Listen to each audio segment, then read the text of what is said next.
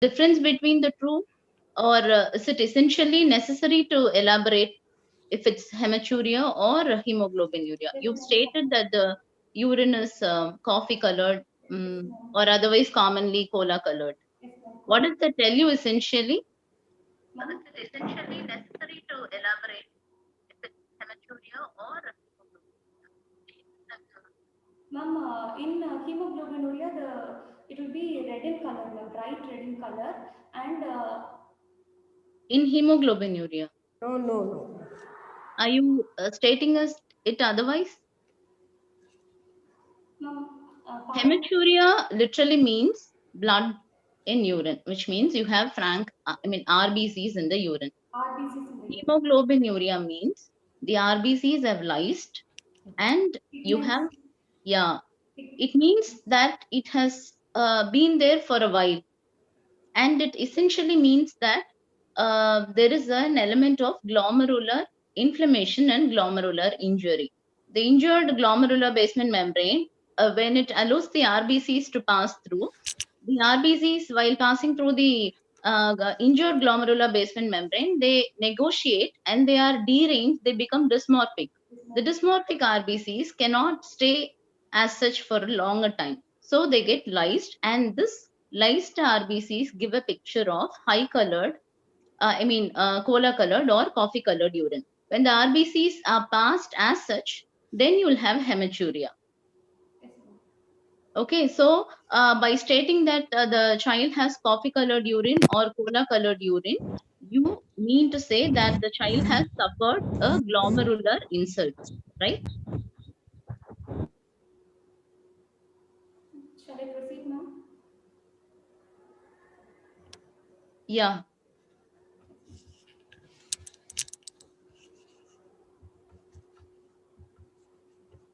Antenatal history. It is a firstborn child of non-consanguineous marriage, spontaneous conception confirmed by dating scan, neurotype scan taken and was found to be normal. There is no history of fever with rash, radiation and drug exposure, folic acid tablets taken, anomaly scan taken and was found to be normal. Iron and calcium tablets were taken, growth scan normal. Birth and neonatal history. It was a term baby born at 38 weeks of gestation by normal vaginal delivery. It was an institutional delivery. The child cried immediately after birth and breastfed within 1 hour after birth. Birth weight of the baby was 3 kgs. Urine and meconium passed within 24 hours of birth. There is no feeding problems, jaundice, convulsions, respiratory distress. No history of NICU admission or any hospitalization.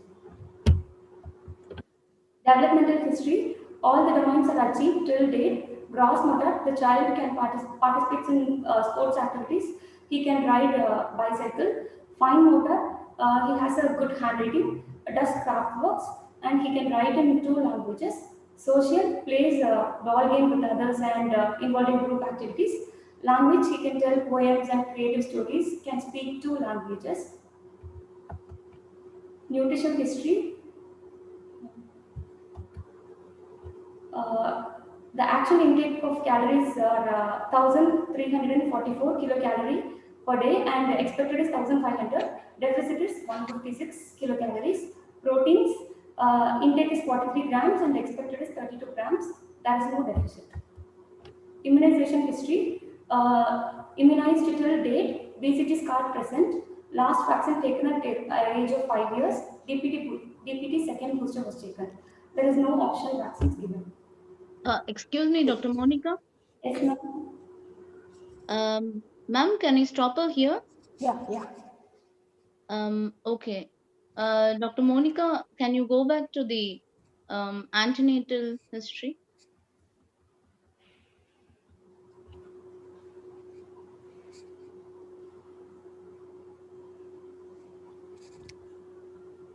Okay. So basically, this child is a 6-year-old child, and we know that we are presenting a case of acute glomerulonephritis.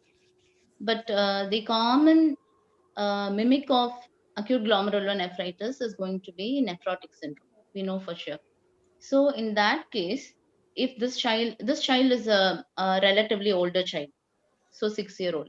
If this child and the common, what is the common age of presentation of acute glomerulonephritis? Age 5 to 15 years of age. Age and is it?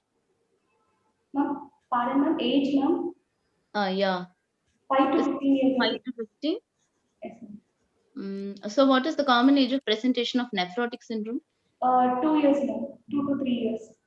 Okay, so the common age of presentation, all books say it is between 1 to 6 years in nephrotic syndrome. Okay, so 5 to 10 in nephritic syndrome.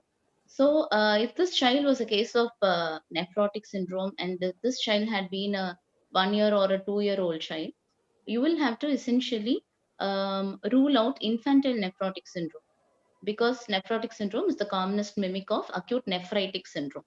So in that case, not this child, in that case, you would put more of emphasis on the maternal history when with regard to fever with rash in the mother. Why is it important? Uh,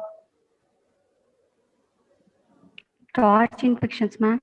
Yeah, very good. So, torch infections, as they say, like your toxoplasma, rubella, CMV, apart from that, other EBV, all those can cause fever and rash in the mother, which can be causes of secondary causes of infantile nephrotic syndrome. So that is important. If this child had been a case of nephrotic syndrome and this child had presented around 1 or 2 years of age and when you were really confused, okay, then with regard to folic acid, if this child was a case of a previous birth which had terminated in a miscarriage or a death, you never know what the cause of this death, the previous child being born dead or a miscarriage would have been. So in that case, it is essential that you state the amount of iron and folic acid taken, because it is now recommended that if the mother has a previous miscarriage or IUD, or otherwise, if the outcome of the pregnancy has been a dead born baby, it is recommended to take 10 times the dose of prophylactic folic acid, whatever be the cause. Okay, so it's better to mention the dose of when iron and folic acid had been taken. This child is safe, you're safe because this child is a 6-year-old child and it is well into the nephritic range. You go to the next slide. That's a thing, ma'am. Hello, Next could you go slide. to the next slide? The next. So,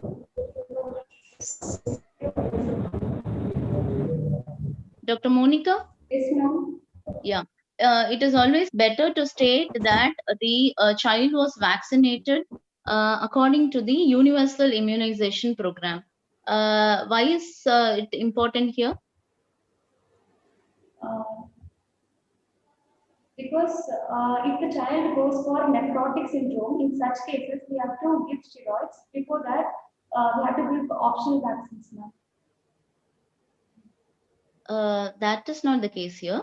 Apart from your streptococcus, group A beta hemolytic streptococcus, you have other causes which can cause post-infectious glomerulonephritis. Yes, ma'am. One of the important causes being streptococcus pneumoniae. No. So it need not be post-streptococcal, but it could be post-infectious. In that case, if the child had not been vaccinated with the pneumococcal vaccine, which means your UIP, Universal Immunization Program, does not cover pneumococcal vaccination in the state of Tamil Nadu. So only 5 or 6 states across India have pneumococcal vaccination in their local immunization schedule as a pilot project of the government of India. So if you state that the child has been immunized until date according to the universal immunization program, we believe for good reasons that the child has not received Pneumococcal. pneumococcal vaccine. Okay. Family history, Yeah. no history of similar illness in the family, no history of inherited disorders in the family. There is no contact history and no allergic history. Is If there what if any the child importance? had, ma'am, proceed. No, go ahead, go ahead, go ahead. What if this child had another sibling? Yes, ma'am. Monica, are you there? Yes, ma'am, I'm there, ma'am. What if this child had another sibling who had presented with similar illness? The sibling has hematuria at the same age of onset. What would you think of? And if there is no systemic involvement like phases and all, we can think of Alport's, ma'am. Alports. Okay. Alport's presentation will be early, ma'am. Okay. What are the other components of Alports apart from your nephritis? Sensory neural hearing loss, ocular Okay. defects, that is cataract, anterior lenticolus. Um, Yeah. Good. What are This the is other? basically because you have a damage to the basement membrane. See, damage to the glomerular basement membrane causes nephritis, and the basement membrane of your cornea and the inner ear causes sensory neural hearing loss and keratoconus. Okay, and if it occurs in other members of the family, if it has been hereditary, you would think in terms of hereditary nephritis. Okay. It can present as nephrotic also. Alports can sometimes later present as nephrotic syndrome also. Okay, go ahead. Socioeconomic history. The child lives in a house with 3 rooms, Paka house.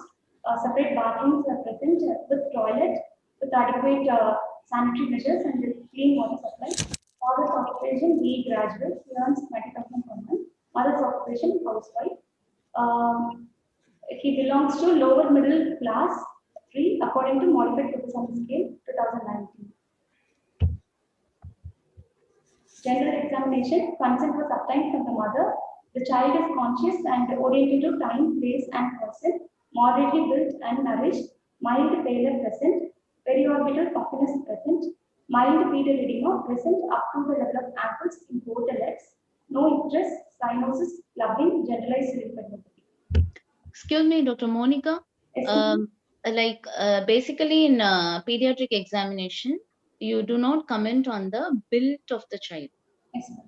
Okay, so because it is, you have another separate channel, you will have a separate anthropometry, I believe. So it measures the height, weight, BMI, all that of the child. So you have a separate section, and generally you can talk about the nourishment if the child appears not so well nourished or poorly nourished. Nourishment means that built is something which is related to adults. We don't talk about the built-in children. Yes, ma'am. Okay. Vitals, temperature, afebrile, pulse rate was found to be 82 beats per minute with normal rhythm and volume. Respiratory rate 18 breaths per minute. Blood pressure, the child is uh, the child was given adequate rest of 3 to 5 minutes. After that, the BP was measured in the right upper arm in sitting posture, and it was found to have 108 per 68 millimeter mercury. It falls under 90th to 95th percentile. This shows that the child has elevated blood pressure and partial pressure oxygen 99%. Hold on, Doctor Monica. Would this blood pressure reading, Yes, it is appreciated that you have measured the blood pressure, but is this sufficient enough to term that the child is hypertensive? no, What ma'am. is the present recommendation? Uh, three readings should be taken in each occasion. 2 readings should be taken, ma'am. Totally 3 occasions. In each occasion, 2 readings should be taken to call it as hypertension. Okay, In so you have stated that this blood pressure falls within the between the 90th and the 95th centile. Is this hypertension per se? no, ma'am. So she's What do asking you you what do you define call this? hypertension. Yeah. What is hypertension, ma'am? Yeah. Uh, there are 2 stages, stage 1 and stage 2 hypertension. Stage 1 hypertension is 95th centile and 95th centile plus 12 millimeter mercury. Is stage 1 hypertension. Stage 2 is above 95th centile plus 12 millimeter mercury. So this is between the 90th and 95th. Would you term this child hypertensive or pre-hypertensive? Ma'am, elevated blood pressure, ma'am. Not Okay. hypertensive. Yeah, but still, for all practical purposes, because this child is an acute nephritic syndrome and you have hematuria, edema, this is not in the normotensive range. Yes, So, ma'am. for all practical purposes, we have to consider this uh, as above normal BP, but this is not essentially in the hypertensive range. Yes, ma'am. Head-to-toe examination. Head normal in size and shape. Hair shiny and luster. Face periorbital puffiness present in both eyes. No malar rashes. Eyes mild pallor present. No icterus. Nose normal. Ears normal. Oral cavity dentition normal.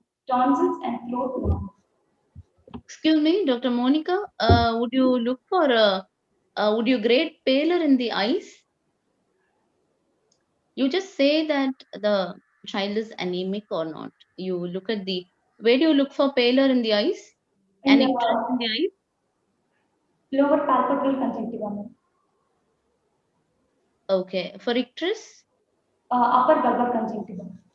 Okay, so you look at the eyes and say whether the child has pallor, relatively anemic or not, or if the child has pallor or not. Only with the IMNC, according to IMNC, only by looking at the palm of the child, you grade arbitrarily, semi-quantitative, you estimate whether the child has mild, no pallor, some pallor, or severe pallor. Okay? Yeah.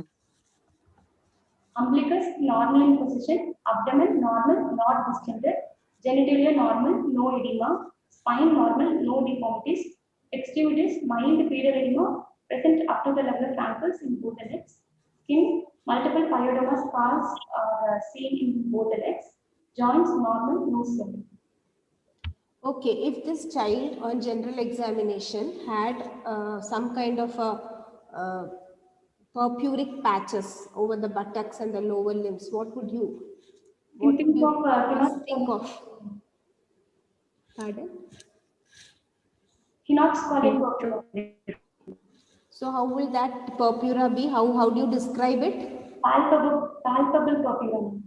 Over the Itching palpable purpura. and more on the dependent areas, the gluteal areas and the lower limbs. Okay. Okay. Anthropometry, observed weight was found to be 21 kg, expected weight 20 kg. It was found to be normal. Height, observed height 114 centimeter, expected height 113 centimeter, normal. For age, BMI 21, which is normal for age. Arm span 109 centimeter, upper segment 62 centimeter, lower segment 52 centimeter. Upper segment is to lower segment ratio 1.1:1, normal for age. Systemic examination, abdominal examination, inspection, shape of the abdomen normal, flanks free, umbilicus normal in position, all quadrants move well with respiration, no visible veins, scars and sinuses, no visible mass and corneal orifices free. What is the normal shape of the abdomen? Flat, It is scaphoid. You mean to say this child with the acute nephritic syndrome with the edema will have no free fluid in the abdomen? Absolutely no free fluid. shall I proceed now? Yeah, yeah. Palpation, abdomen soft, non-tender, no guarding and rigidity, no abdominal wall edema, spleen non-palpable. Percussion, abdomen is resonant, no fluid fill, no shifting dullness, puddle line negative, liver span 7 cm.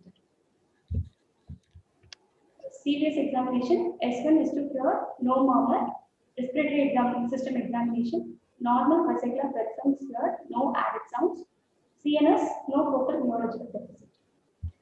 In such a child, apart from the abdominal examination, what will you look for in the other systems? Ma'am, in a serious, we look for tachycardia, ma'am. Why? And, in respiratory system, basal crepitus, ma'am.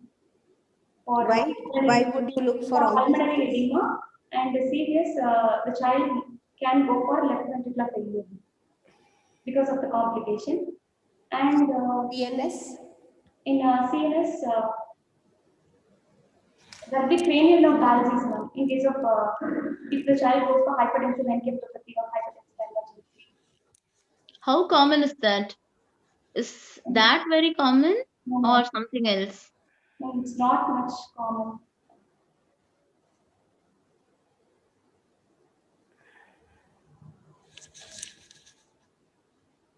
Shall I repeat now? In the examination of the abdomen, would you look for examination of the back?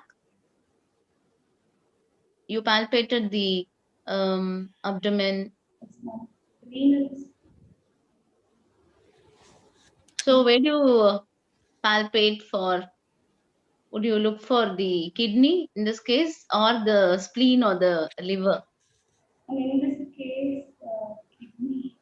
Why this spleen becomes important here?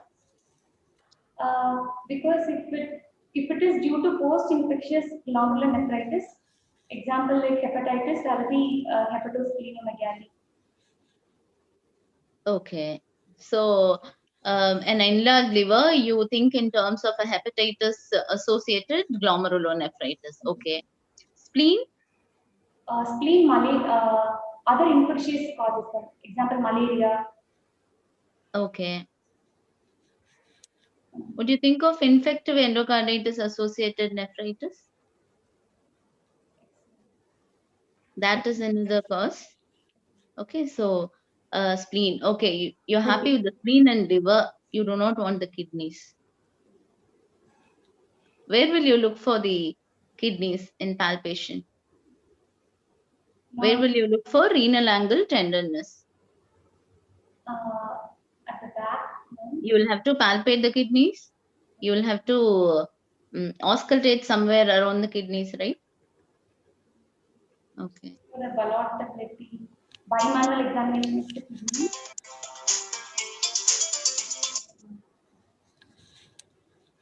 I don't know. So you look for ballotability and you'll also look for renal angle tenderness, right? You look for watch out for a renal bruit also. Okay. I think Yeah, now, Monica, you should know where the Morris quadrilateral is situated. So in the paravertebral region, from the level of L1 to L5. Okay. So which kidney is at a higher level?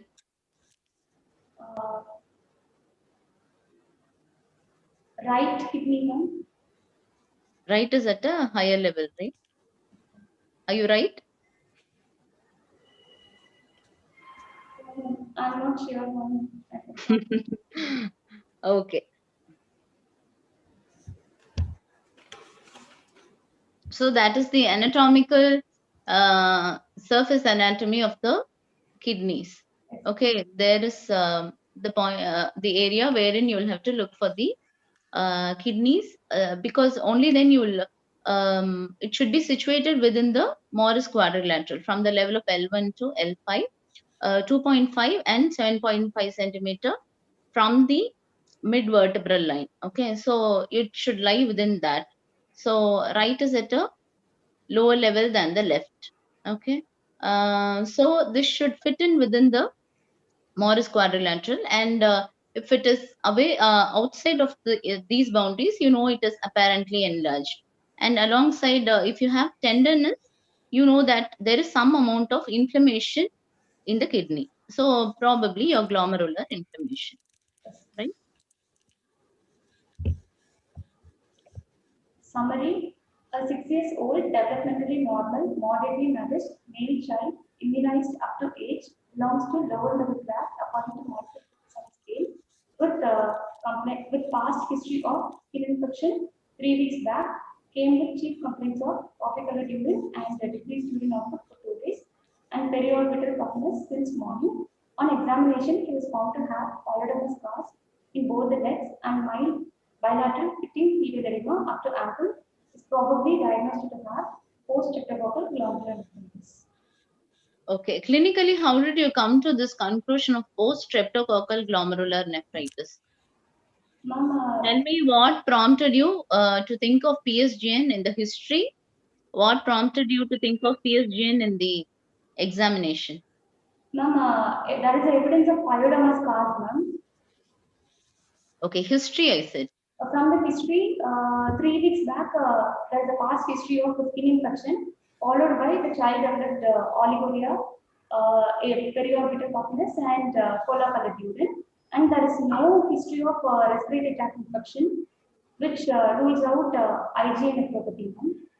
And there is no history of rash, joint pain, abdominal pain, which rules out Clones corpora. And there is a negative family history that rules out Alport syndrome. Mm. And on examination, liver and spleen is not palpable, which rules out other infectious causes of glomerular nephritis. Okay. Tell me one a single point in the history that you would vote for acute nephritic syndrome rather than nephrotic syndrome, because this oliguria, edema, all that is common to both. And hypertension you made out after examining the child, right? So just tell me one point with which you'll go in favor of nephritic syndrome rather than nephrotic. Very good. So of all the symptomatology, hematuria is seen in almost all cases of nephritic syndrome. It is present in almost 100% of cases of acute nephritis. Okay. If this child did not have any impetiginous skin lesion, would you not would you not entertain the diagnosis of post-streptococcal glomerulonephritis? Would you have any other history suggestive of post-streptococcal origin?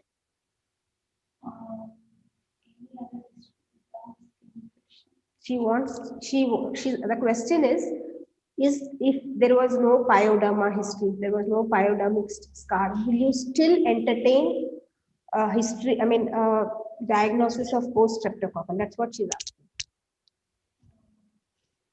Would you want any other past history, Monica? You already said that. No respiratory tract infection. No, that you said for IgA nephropathy. Preceding ARI, every time ARI, the child develops gross hematuria, then has microscopic hematuria. I'm not talking about that. If this is a nephrogenic cause, you have either a skin infection or what else? Pharyngitis. Pardon? Yeah, correct. Say. Pharyngitis. I couldn't hear. Pardon? Monica, what common infections precede post-streptococcal glomerulonephritis? One is the infection of the skin, and the other one is Pharyngitis. Yeah, correct. pharyngitis. Yeah, Sore throat, ma'am. very good. So which are the nephrogenic strains for the skin streptococcus, the commonest one? M type. Sorry, yeah. 49. Okay, and for the 49 and for pharyngitis 4 and 12. 12. 12 is the commonest. Okay. So what would you do next? Next, I will investigate them or seeing for any complications and for confirming the diagnosis. So first I go with CBV and then the urine analysis. In urine analysis, first dipstick and then microscopy. In the microscopy, see for the RBC, the shape. Just a minute. How would you differentiate a glomerular origin hematuria from a lower urinary tract hematuria? Now here there will be presence of RBCs in glomerular cause. Presence of RBCs and there will be dysmorphic RBCs where normal morphology is maintained. Normal RBC morphology and there is a presence of cast, RBC cast in glomerular type and non-glomerular type, no cast. Then there are different shapes in glomerular cast. Okay, anything else? What will be the proteins in a glomerular? What will be the proteinuria kind? How will it go? And there absence of protein. It may No, also madam be is asking, how will you differentiate a glomerular proteinuria and a tubular proteinuria? Glomerular What protein. is the normal urinary protein content? Trace amount of trace Can you quantify? uh, less than 1. Okay.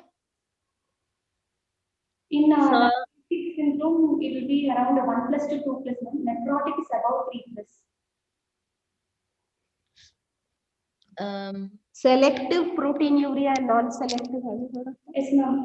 Selective proteinuria is there'll be more albumin in the urine. Non-selective is not only albumin, other proteins also. why do you have selective proteinuria, Monica? Some selective proteinuria because of the glomerular injury, albumins are not reabsorbed, they're filtered through the membrane because of the glomerular injury. So there will be selective proteinuria in glomerular cast. There is something called a charge selective filtration barrier. Okay, so the albumin is negatively charged, and this glomerular basement membrane is also negatively charged. So as they come towards the glomerular basement membrane, they are repelled because they are of the same charge. But when there is a glomerular basement membrane injury, this charge selective filtration barrier loses its negative charge. So it attracts the negatively charged albumin and lets it to pass across. And because there is gross injury, all large proteins like your albumin and proteins which are larger than albumin, they are filtered. Okay, so that causes massive proteinuria in your nephrotic syndrome. Okay, so your normal protein excretion per day is less than 4 mg per meter square per hour. Okay. Then after urine analysis, I'll do renal function test to check for urea and creatinine. Then serum complement levels are checked. Here, if it is nephritic, then there will be low C3. And then I'll go with ASO titer and anti-venous B. Then What ASO is positive, high, generally very high in which kind of infections? ma'am, pardon me. ASO would be high in which kind of infections? ASO titer will be high in pharyngitis. Strains. Pharyngitis involved glomerular nephritis. Ma'am. In skin infection associated glomerular nephritis, ASO will be normal and the anti-DNS B will be elevated. You said you'll do a C3, right? What will happen to the C3? C3 will be low, ma'am. Suppose you have a normal C3. So what are the things you think of? Normal C3, we should think of other causes of glomerular nephritis. Okay, Like IgA nephropathy. very good. Then Okay. membranoproliferative glomerular nephritis. Yeah, the other causes. Okay. What else will you like to do?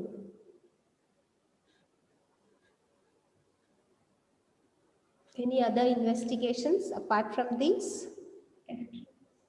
Dr. Monica? Chest X-ray, ma'am, to rule out pulmonary edema. No, though there you're going to the complications. Yes, no Yeah, complication. when you go, when you would want to diagnose a case of acute nephritic syndrome, first you will make out that it is only acute nephritic syndrome and not nephrotic syndrome. First, you will have investigations to um, differentiate nephritis from nephrotic. Then you will have to do investigations to confirm it is nephritis. Then you will do investigations to confirm the etiology of this nephritis. Here you know for all practical purposes, it is post-streptococcal. So when you want to differentiate this nephritic syndrome from nephrotic syndrome, by looking at the urine per se, would you have any clues? Yes, ma'am, albumin level. Check for albumin.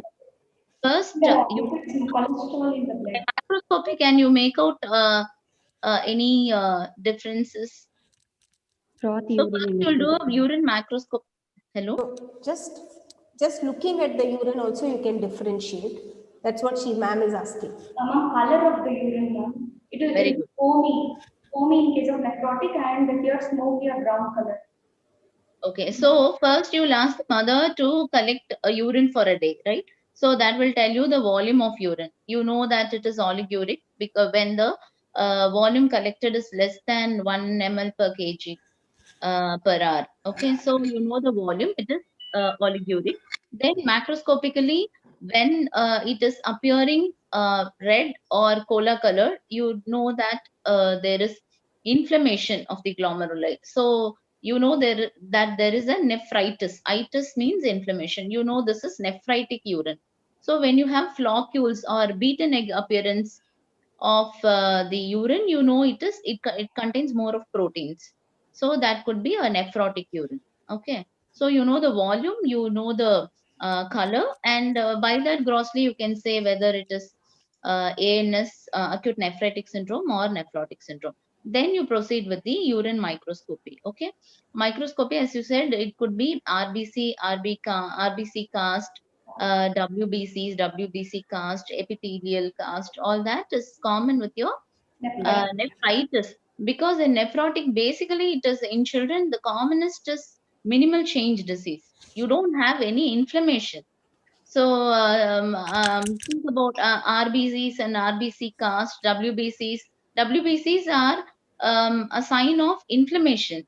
In minimal chain disease, you do not have much inflammation, right? So all these they you don't appreciate in a nephrotic urine. Rather, you find more of flocules, more of proteins, different kinds of proteins in the nephrotic urine. Okay. So anything to do with your specific gravity? Yes, ma'am. How will this? Specifically, will be elevated, ma'am, in Okay. nephritic, ma'am, because Okay, you'll have a concentrated urine. constitutive of Okay. Yeah, then. Okay. So grossly you made out that this is only nephritic urine and not nephrotic. Okay. So how will you further confirm with further investigations? ASO titer, anti-DNase B, Okay. then serum complement levels, ma'am. Okay. So that is for your etiology. You know what is the triad of what is the biochemical triad of nephrotic syndrome? Nephrotic syndrome, ma'am. Anasarca, Madam said you have massive proteinuria, so you are going to quantify the urine protein. Okay, so you quantify it as nil, trace, and 1 plus, 2 plus, and so on. Okay, in nephrotic proteinuria, you will have 3 plus or 4 plus, which means roughly it is more than 300 milligrams per milligrams. Okay, so at least this urine, the nephrotic urine, will have at least more than 1 gram. Okay, but in nephritic proteinuria, you will have either trace, which means it could be trace or 1 plus, 30 to 100 milligrams. Okay, so then you will quantify the protein, and you can apart from that, apart from quantifying your proteinuria, uh, what is the other metabolic parameter that will tell you that you have lost lots of protein in nephrotic syndrome? You have lost your protein in the urine, and how will it be reflected in the blood? What serum test did you do in blood? alpha-lipase, Oh, good. proalbuminemia. Okay, what is hypoalbuminemia? What is the level cutoff? Uh, Albumin less than 2.5 per deciliter. Pardon, I don't get you, We can't Nandini. hear you.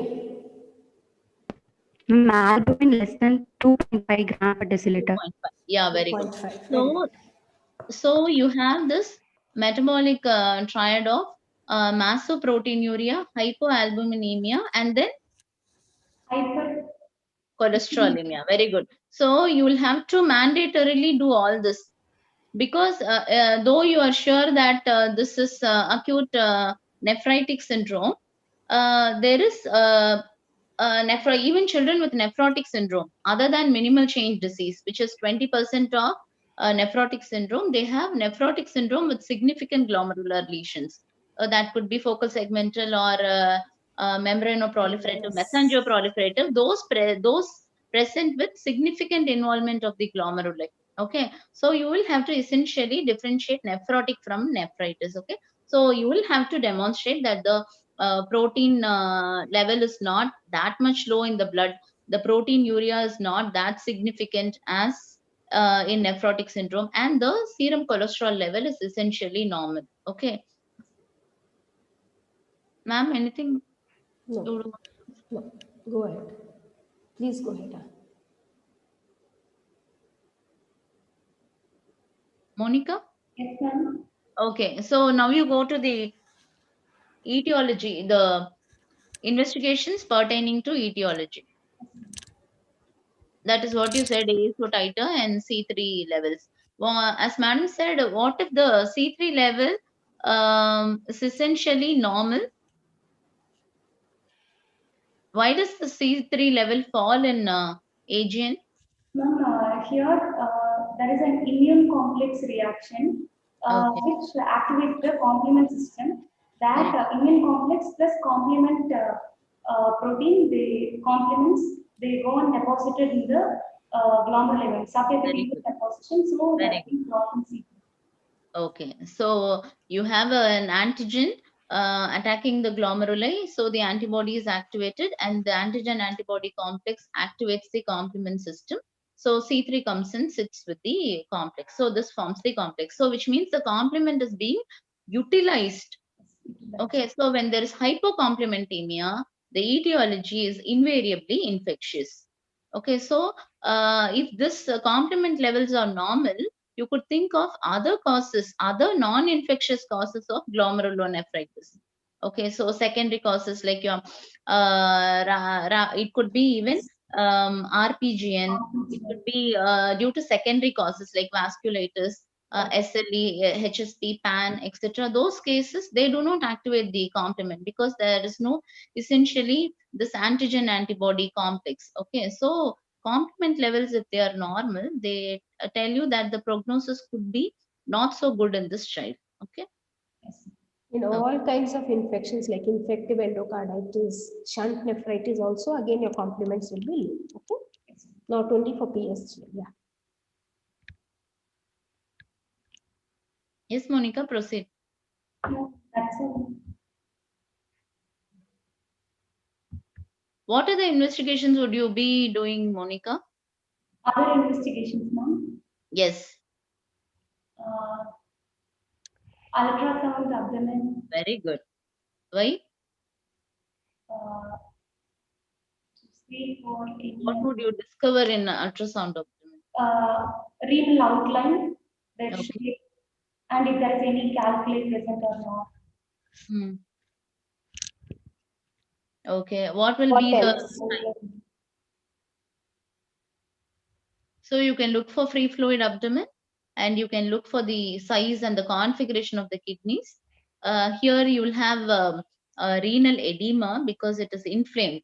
Basically, this is one of the kidneys, and inflamed kidney will appear large. So the configuration will be enlarged, and the corticomedullary differentiation will also be lost because there is edema inside the kidney. Okay. Okay. Anything else you would want to do? This child, if the child progressed to any complications, then we can go for chest X-ray and ECG. Even otherwise, you will have to do a chest X-ray. You do an ultrasound, you definitely will have to do a chest X-ray. What will be the finding in chest X-ray? Increased bronchovascular markings because of the hyperolemia and pulmonary congestion because of pulmonary congestion. Yeah. Will you have cardiomegaly? Yes, ma'am, cardiomegaly also in case of left ventricular failure. Okay. If this child luckily has not presented with any of the complications, which means you stated what are the common complications that are anticipated in acute nephritic syndrome? Left ventricular failure, pulmonary edema, hypertensive encephalopathy, And acute renal failure. acute renal failure. Yes, ma'am. Okay, see, so these are the complications. So, an acute LVF causing pulmonary edema, hypertensive encephalopathy, and this acute renal failure. These are the common complications anticipated in acute nephritic syndrome. Luckily for you, when the cause is post-infectious, this does not happen so commonly. So, when the child presents with this typical picture of acute glomerulonephritis and alongside complications, you are in trouble. It is something else. It is usually not post-infectious cause. Okay, it should be some rapidly progressive glomerulonephritis or something, some glomerulonephritis which is due to some other secondary cause. Okay, so that is the picture for you. This child has come to you with no complications, thankfully. Okay. Would you want to do a CT for this child in any case? Would you want to do neuroimaging? Not necessarily. Not Okay. necessarily here. Okay. This child has. When will you think of doing a neuroimaging in this child? You Uh, said you have done an RFT electrolytes. You said you will do an RFT electrolytes and all that, right? Okay. What if this child had complications of acute kidney injury or acute renal failure? What would be the picture? What would you expect in the renal parameters? urea and creatinine will be elevated Okay. What Why? about electrolyte? because there is a decreased GFR. GFR will be decreased. Okay, so there is damage to the glomerular basement membrane. The filtration capacity is lost. So all those which have to be filtered by the kidney is retained in the circulation. So the urea is increased, the creatinine could be increased, all your acid ions. So that might even cause acidemia. Okay, your potassium that has to be filtered. So the next thing would be if the child presents with acute renal failure, you would have elevated urea, creatinine, and essentially potassium. Yes, ma'am. Okay, so why this is important? Because hyperkalemia, persistent Hyperkalemia. hyperkalemia, and persistent azotemia, persistent acidemia are indications for dialysis in such children. Yes, Okay, so that is why you do an RFT, electrolytes, and also essentially an LFT. Okay. Um,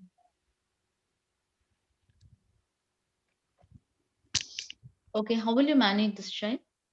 Uh, first, we can go for salt and water restriction, ma'am.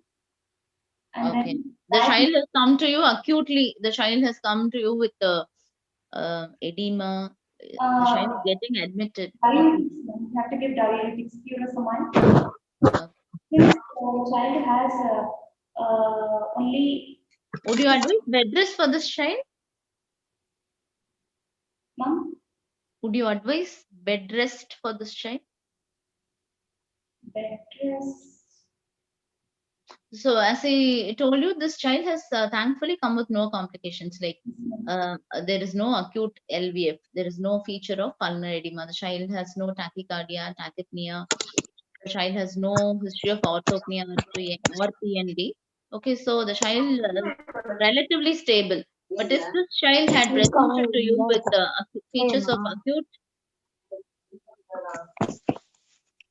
Monica, Yes, ma'am. okay, if this child had presented to you with features of acute LVF, then you would essentially give bed rest for this child. Okay.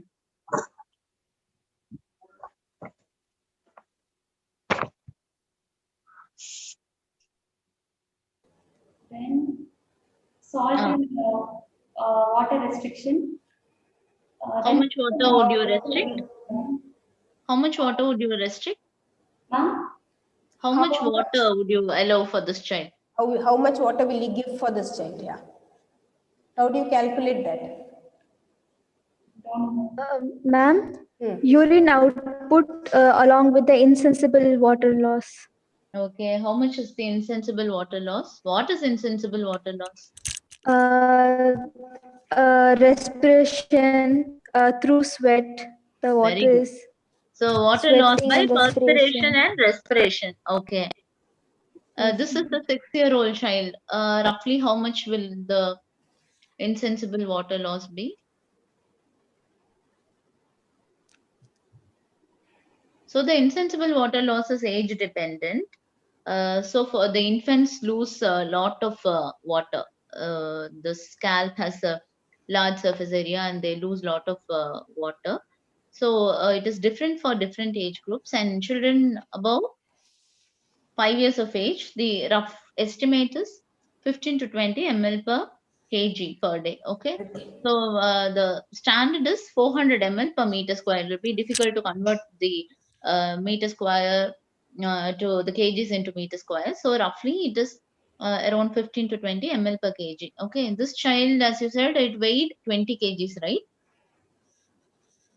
Yes, Hello, ma'am. Monica. Yeah. So Complete. roughly, if you would want to give 15 to 20 ml per kg, 20 into 20 is 400 ml for the whole day. Insensible water loss. Then you will strictly monitor the intake output of the child. This is very essential in all cardiac and renal cases. Very essential in nephrotic and nephritis. Okay. So you calculate the output. If the edema is very gross, you will have to give only the insensible water loss. If the edema is mild to moderate, you would add the urine output and the insensible water loss. If you have induced diuresis by giving diuretics, then you will not take into account the urine output. Okay, because that will be a larger volume. Okay, so you restrict water to insensible water loss and the previous day urine output depending on the degree of edema. Okay. What about salt? Why would you want to restrict salt in this child? Ma'am, here already there is salt and water reabsorption, ma'am. Mm. So there is hyperolemia. If we give more salt, then it will elevate the blood pressure, ma'am. The patient can go for hypertension, so we have to Okay. restrict the salt. Salt in turn retains water, so you will have a hyperolemia and which may progress to hypertension. Okay. Then, what is the normal salt content of the food you eat? I mean, no added salt. Yes. Does it mean that the food does not contain salt? No, the food contains salt. We have to restrict only the added salts like pickles, papat, canned foods. Such foods, added salt foods alone, we have to restrict, ma'am. Okay. What else will you give? If the child had more edema, what would you give? No?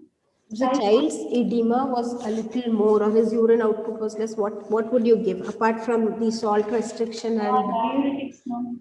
pardon? Diuretics, no? Diuretics. Very Okay, good. okay, okay. Yeah. Which 1 diuretic? milligram. Which diuretic and at what dose would you like to give? Furosemide for the first 2 days, 1 to 3 milligram per kilogram. And after 2 days, we have to start with spironolactone if it persists. Because the child can go for hypokalemia. So to spare the potassium, we have to give potassium sparing diuretic, spironolactone. Okay, this child is having normal BP at the time of admission. So are you happy that he is not going to develop hypertension at all? No, ma'am, he might develop, so we have to monitor the BP. So BP monitoring along with that is as important as the other things. Okay, some children might develop it even later. And how long can that persist? Hematuria and hypertension can persist for how many weeks? 2 weeks, ma'am. 2 to 3 weeks. You will be lucky if that persists only for such a short while. It's much, much longer than that. At least 8 to 12 weeks is what we are expecting. 3 months is what we say for both hematuria as well as hypertension in normal cases. Okay. So you would monitor, even if you discharge, you'll have to call him back for monitoring his blood pressure. Okay, what else? Is there anything else we need to do? Will you like to give this child some antibiotics or something like that? No, antibiotics has no role. Only if the child has an active infection, you have to give antibiotics. Otherwise, that's no. What would you give? Ma'am? What would you give? Which The antibiotic? child. If the child has active infection. Yeah, this child probably has some impetiginous lesions left. You aren't too sure. We can give the amoxiclav and the topical neoprozin or fusidic acid ointment. But do we give amoxiclav? Is that the drug of choice?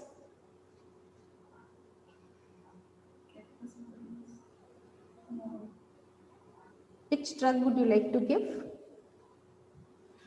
Penicillin or erythromycin.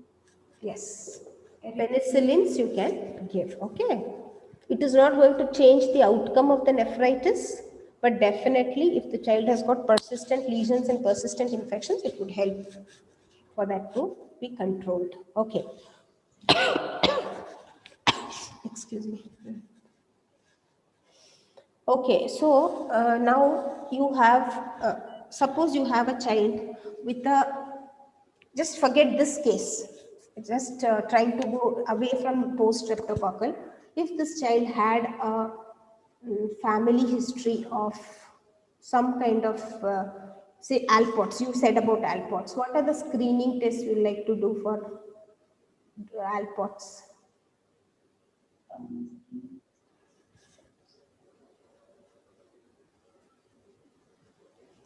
Monica? Biopsy, not it is not a screening test. Madam was asking about a screening test. Yes, ma'am. You do biopsy as a screening test. It's not a screening test. You can do urinary examination of the rest of the family and the siblings also. Okay, and of course you will try to find out the other associated. You will get an off-tal examination. You will get a ENT checkup also done for this child, and then you will screen the urine of the relatives. Okay. Okay, fine. Monica, this is a clear-cut case. You had oliguria, you had hematuria, and the BP was high. And this child is of the typical age group, and luckily had a history of pyoderma in the past. So you have branded it as post streptococcal glomerulonephritis. Okay. Hello, Monica. Yes, ma'am. Yeah. So you know this is PSGN here. Yes, ma'am. What are the conditions wherein you would want to do a renal biopsy to prove the etiology? If even after 12 weeks, if there is a low C3 level, that is hypocomplementaremia, then Okay. in such case we have to take biopsy. And then in the current condition also, if there is a normal C3 level, we have to suspect some other cause. And if there is a persistent edema, hypertension, and azotemia, if the patient goes for renal failure. And then, You said the child develops complications, you will do. yes, ma'am. Okay. So you said the persistence of symptoms. Then you will have to know when, until when the symptoms can persist, because you have a natural course of the disease. As Madam said, some symptoms persist for a longer time. Some symptoms, if it is plain acute glomerulonephritis of infective etiology. And for your information, this post-infectious, all those causes are now termed under the blanket of IRGN, infection-related glomerulonephritis. Okay, which is, so if it is IRGN or infection-related glomerulonephritis, you are safe. You know that this follows a course. Okay, so what would you expect? How would you expect the child to improve? You have treated the child with bed rest, salt, fluid restriction. You have given diuretics for this child. What are the antihypertensives you would think of in children with AGN, Monica? Ma'am, we can go What are to the safest ones? AC inhibitors or ARBs. Beta blockers. No, particularly in acute glomerulonephritis. This is secondary hypertension, right? Yes. Secondary hypertension, and this is labile hypertension. As madam said, you need not have hypertension all the time. This could be, that is why you will have to constantly monitor the BP of these children in addition to your RFT electrolytes and your intake output.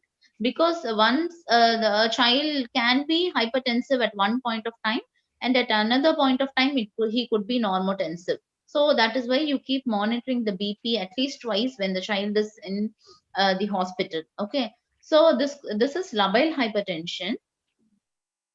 So what are the safest antibiotics? This is a renal case. Yes. And what is the safest antihypertensive? Nephritic. Very good. So calcium channel blockers are preferred.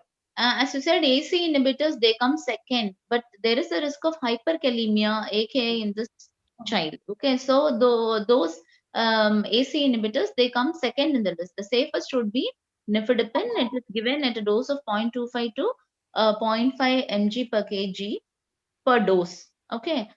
These are not given just like a blanket TDS, all that. You keep monitoring, and per dose you decide on how much it should be given. Okay. Then you can think of AC inhibitor, though the side effect of AC inhibitor could be hyperkalemia. If the renal function test of this child is apparently normal, you can safely give. Okay. So then apart from that, any centrally acting antihypertensive, safe, and this has been time tested. Alpha methyl-dopa. Yes. Monica, Ma'am. are Yes, you there? ma'am. So the next would be if it is centrally acting, and centrally acting antihypertensives. Those are dicey because they can cause hypotension.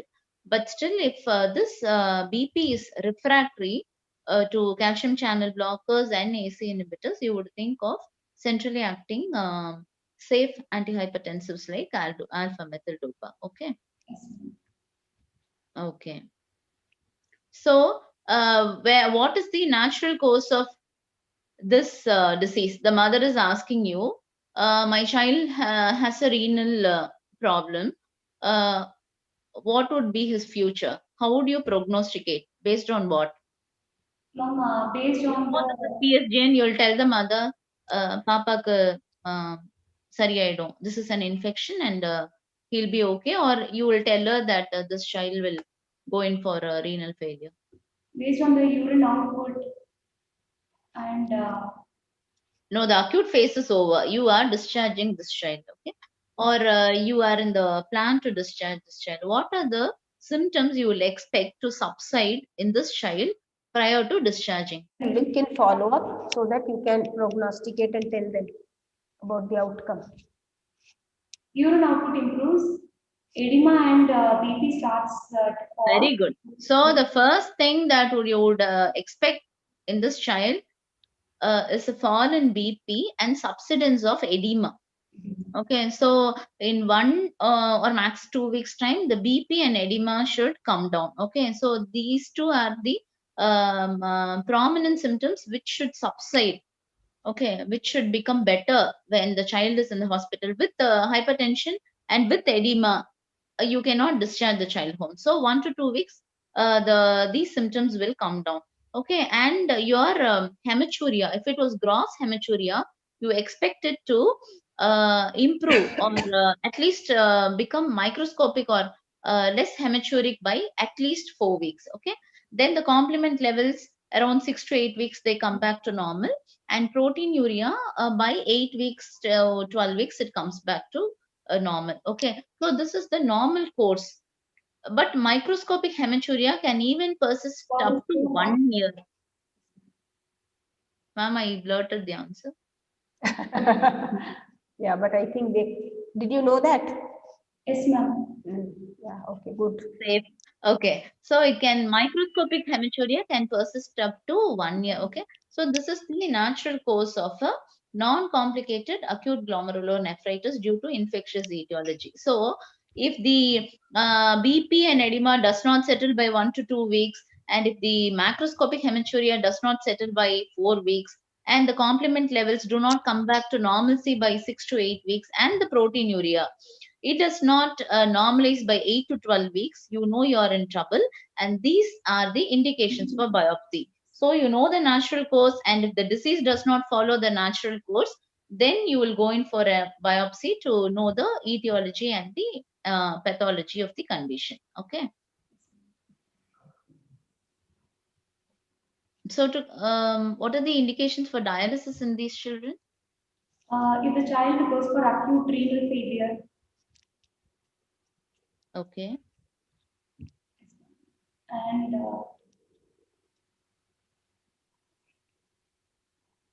yes, ma'am. So, acute renal failure, what are the parameters by which you know that the child has gone in for acute renal failure? Urea and creatinine will be Very good. elevated, and the BP will be high.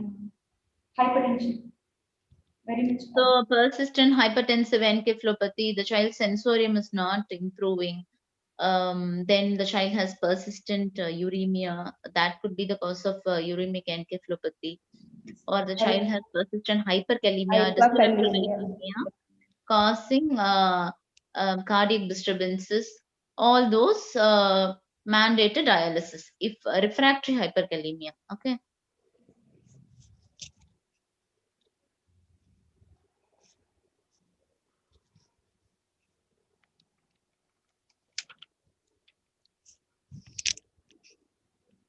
Suppose this child had got a history of, instead of the pyoderma, the patient had come with puffiness, some dark colored urine, decreased urine output, and then the mother says she's got some fever with blood in stools for a week back or 4-5 days back. What would you think of them? Infection just 4 to 5 days back, ma'am. A few days back, the child had bacillary dysentery. Followed by that, the child develops pallor. Child develops, pardon? Hemolytic uremic syndrome. Uremic syndrome. Yeah. So you have to remember that his past history of diarrhea, upper respiratory infection, as well as skin infections, pharyngitis, all these have their own place in trying to get some clues towards the diagnosis. Okay. And we want to ask something else? I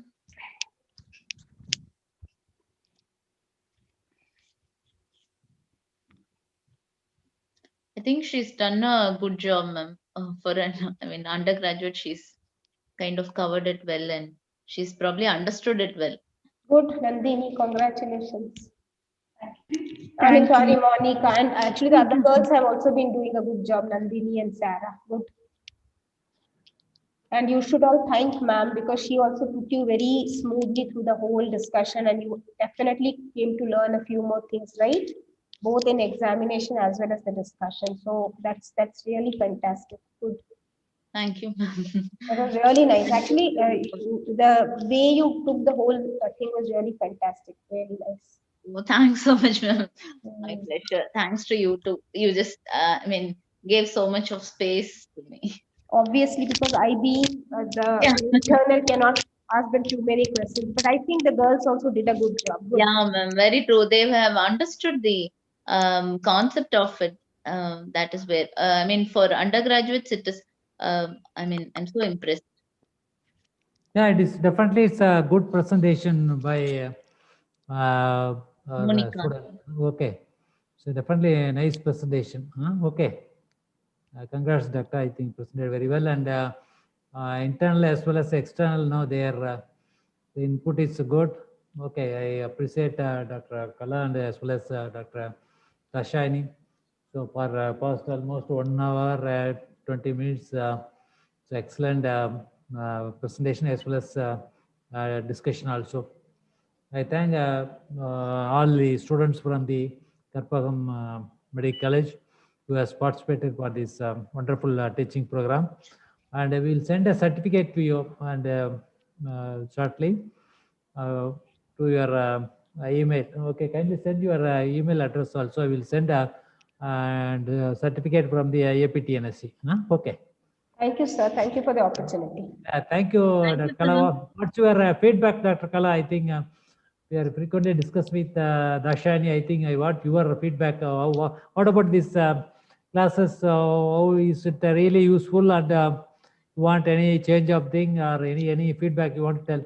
No, actually, this is especially during this COVID time, this has been a godsend because I have found out that many of our students are also actually following them on YouTube. Maybe not live because they have their own classes at this time, but they definitely revisit them. So it's actually so like today, when I teach them something, it is from my perspective of what I think. So today, when somebody else, other teacher teaches, it kind of opens a little more. So it's really fantastic. I'm sure the children also, students also really appreciate it. Thank you so much, sir. Uh, Madam it was is also main. not doing well, and she's managed to. Yeah, Ma'am, how do you know that? ma'am, you were coughing throughout, and Yeah, it's so evident, so much of fatigue, but still you yeah, managed to sit. because yeah, I'm having a acute exacerbation today, cold Oh, weather. Yeah, but that's okay, fine. But So anyway, actually, thank you so much.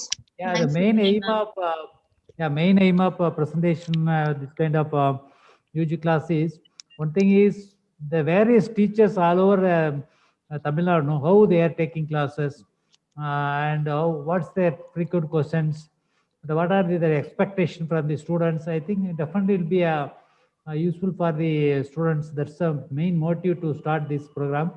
I think from the January onwards, what we are planning every that Saturday 7:30 to 9:30 alternative Saturday we are having UG and alternative Saturday PG class. That means 7:30 to 9:30.